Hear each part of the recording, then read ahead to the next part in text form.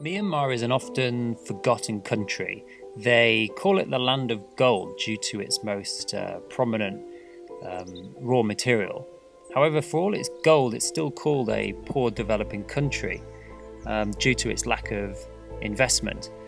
But in a country where so many of the lifestyles are still subsistence, are they actually poor, or are they just not reliant on a broken system of capitalism that seems to reign across most developing countries now? Anyway, I'll come back to that question maybe later on in this film. But so we set off from Mandalay across the dry plains to the west on 3 really good CRF Honda 250s, which we were really fortunate to pick up from a good contact in Mandalay. We then passed up into the Chin Mountains and down through the mountains to the south and hooking back east before we got to the troubled Rakhine state, which we see so much in the media for genocide and various other bits. I'll touch on that a little bit later also. Anyway, we then headed east through the temple region of Bagan and then back round to Mandalay, but via the foothills of Shan state to the east. So everybody's heard that Myanmar is full of temples and they've seen all the tourist photos of Bagan. But as we travelled west on bikes, really off the beaten track on single track and dirt roads, there were literally thousands of temples all over the flat dust bowl of central Myanmar. And the people here, they don't get credit for renewing the old temples, say that their fathers or grandfathers have built, because they're not getting any credit in the afterlife for that. They need to build a new one.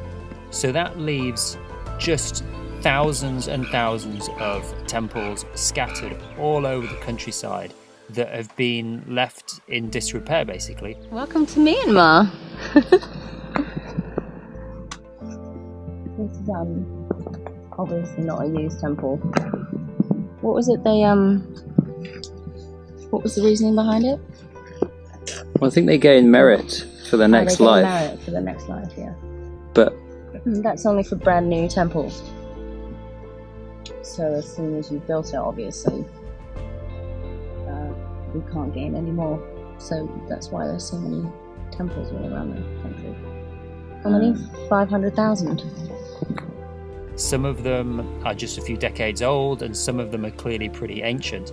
And we were really privileged to be able to just get off and explore amongst them.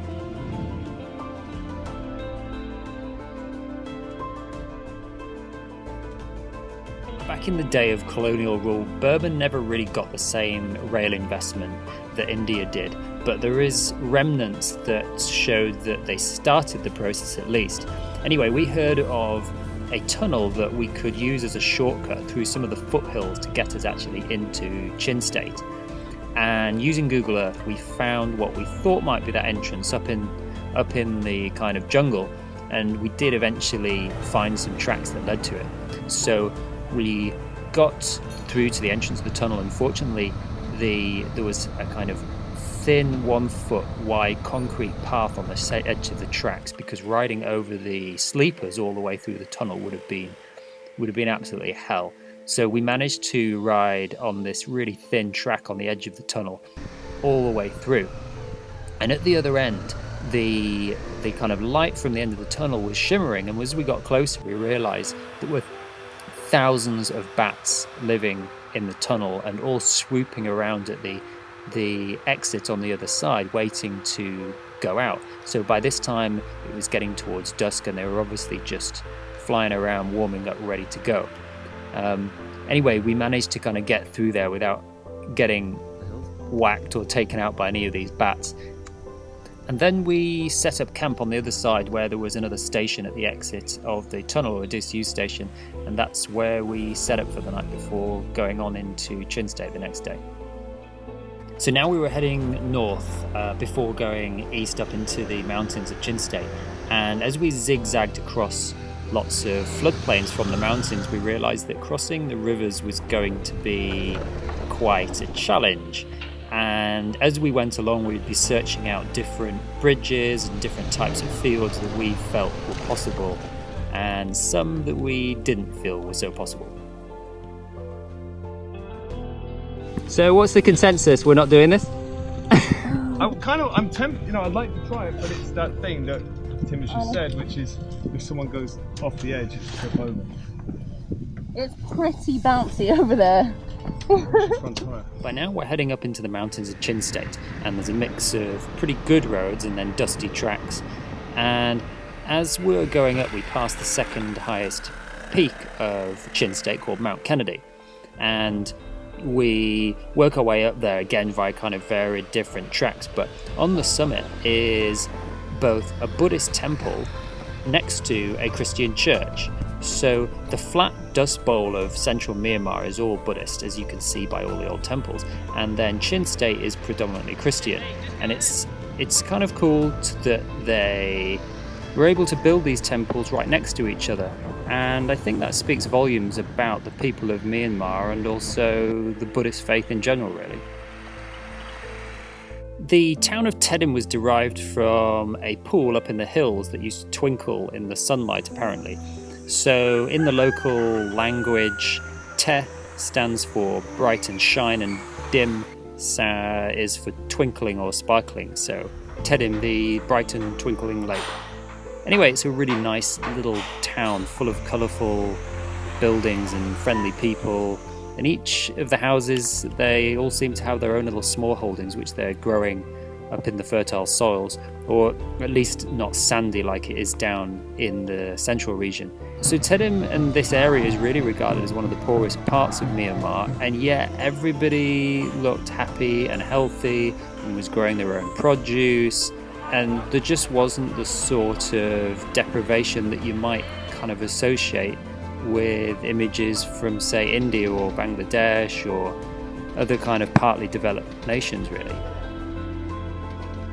So as we left Tenem the next morning, we came across a game which is kind of like volleyball but for your head and feet. I'm usually pretty keen to get involved in local games of football or whatever, really, but this one just looked a little bit out of my league.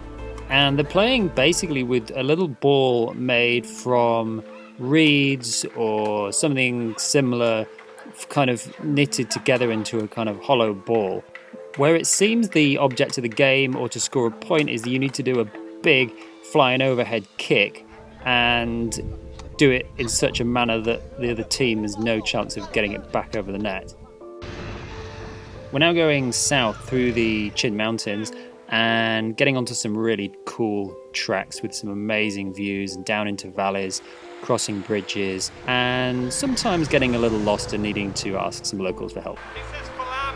One thing that was really nice in Myanmar was, due to the lack of industry and factories that you would get in, say, China or in India, which pollute a lot of the rivers, is that the sheer absence of those here leads to a lot of the rivers being really clear, and we could pretty much go for a swim wherever we wanted, and it wasn't against any culture or religions to do so, and quite a lot of the time we'd be sharing the rivers with the locals as well.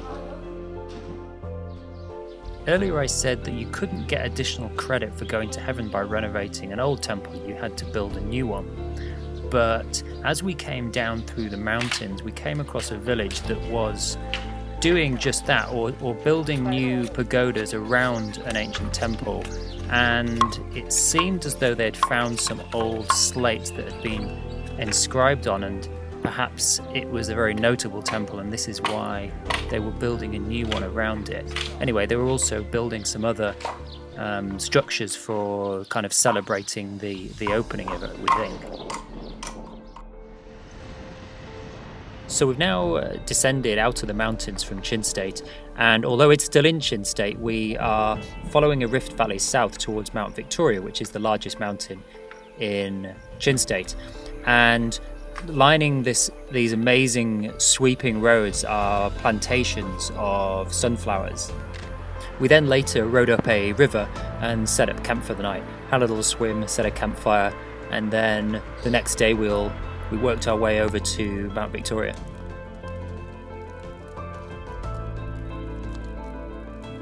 The next day we were riding along and passed a village by a river. All the houses were built up on stilts, so we thought it'd be interesting to go and have a look.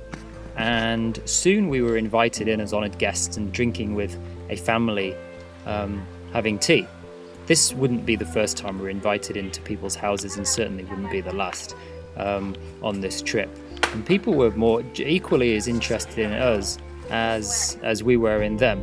And anyway, in the country we'd seen a lot of people with painted faces all over really. And this is a ground bark called thanica that acts as a natural sunscreen and accounts for why the Burmese apparently look so youthful. Anyway, they showed us how to apply it, and that was cool, and we left it on for the next couple of days until it wore off. As we started working our way up to Mount Victoria, the drylands gave way to more dense jungle.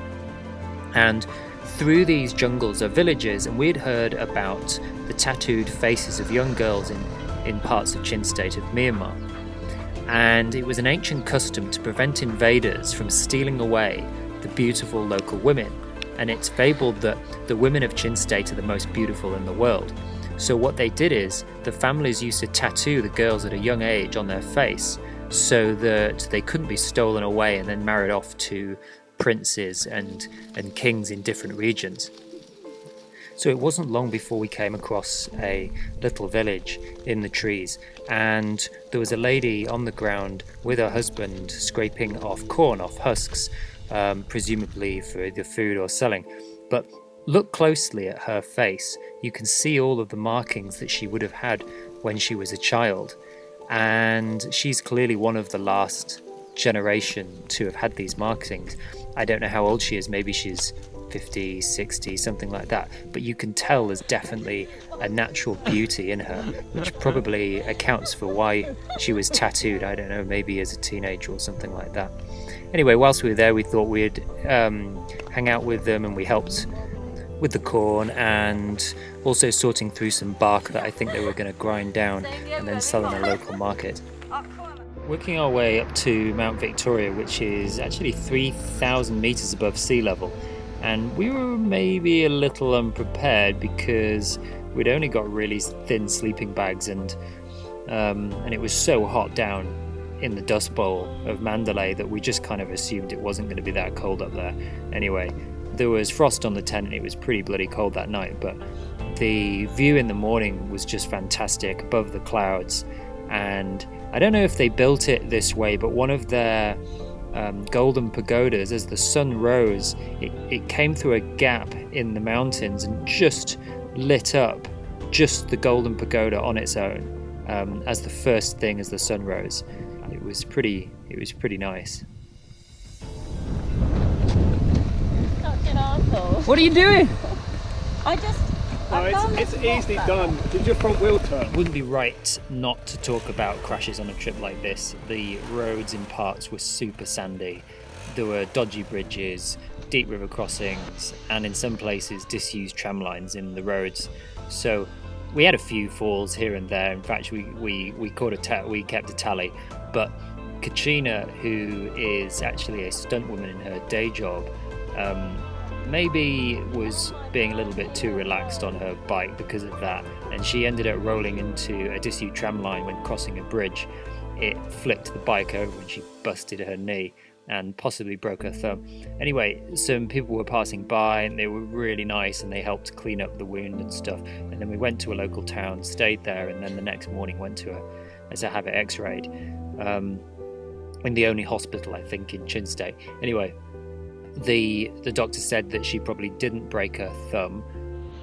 There's something weird up here, right? No. I see. There's no fracture, no broke. What? Really? Yes.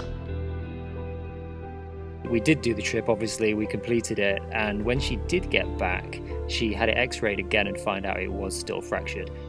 But fair play to her, she just manned up and got on with it and soldiered through. I'm not sure whether Ian and I would have done the same. We descended from Mount Victoria on some really good winding roads, and okay, on this trip we were off-road a lot of the time, but when we were on the roads they were really good quality. There does seem to be a lot of road building going on as we were travelling, and the men and women were working side by side on these. Perhaps they were state funded to keep some of the people unemployed, we're not too sure, but the roads in general where they were tarmacked were really high quality.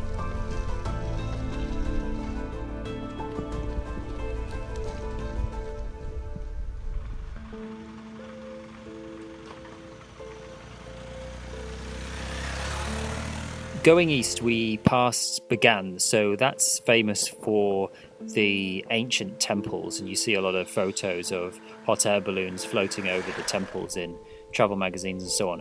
Anyway, we didn't really want to hang around here for very long. It's one of the two main tourist destinations in all of Myanmar. So instead we carried on east and eventually got into Shan State. And typically we use Google Earth to try and spot trails through the forests that aren't marked on any maps.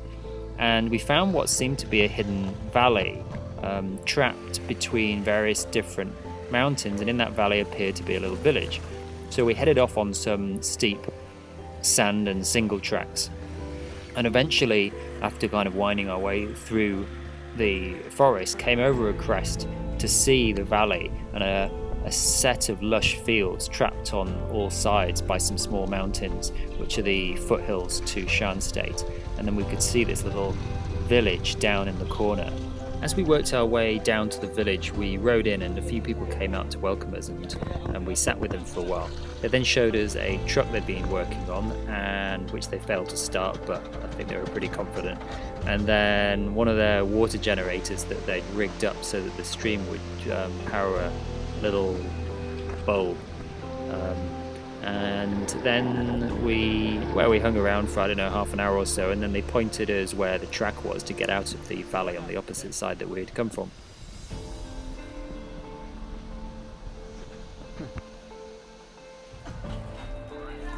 The food in Myanmar was really simple. Okay, we were off the beaten track and eating from people's houses and roadside shacks, but it was really simple and yet really tasty.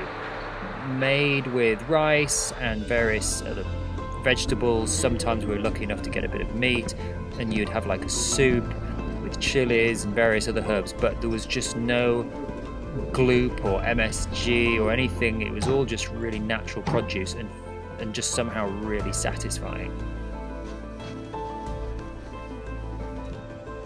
Once we managed to get out of this hidden valley, we worked our way north through some pretty tough tracks, and eventually came across some caves in amongst a kind of eucalyptus forest.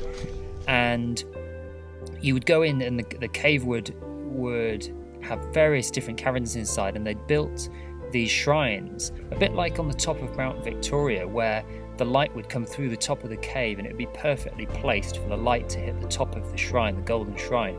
So it makes me look back and think actually where they'd put the shrine on top of Mount Victoria, they'd done it in such a way that the light would actually hit it at sunrise.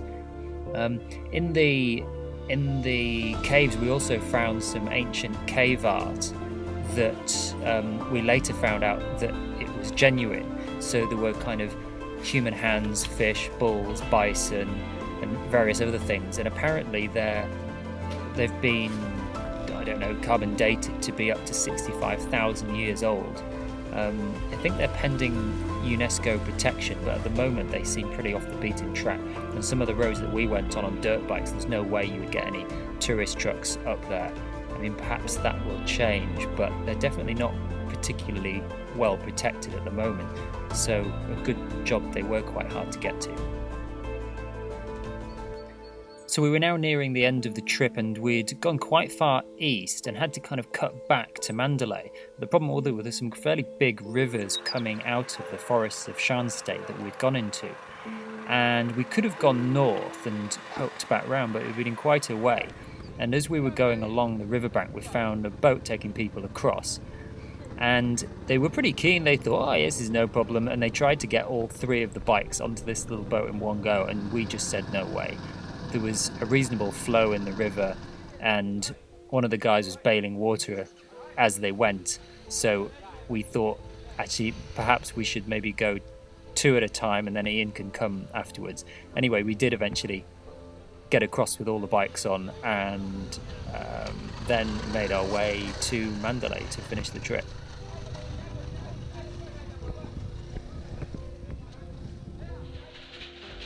One thing we noticed all over Myanmar is that the men wear skirts called longis.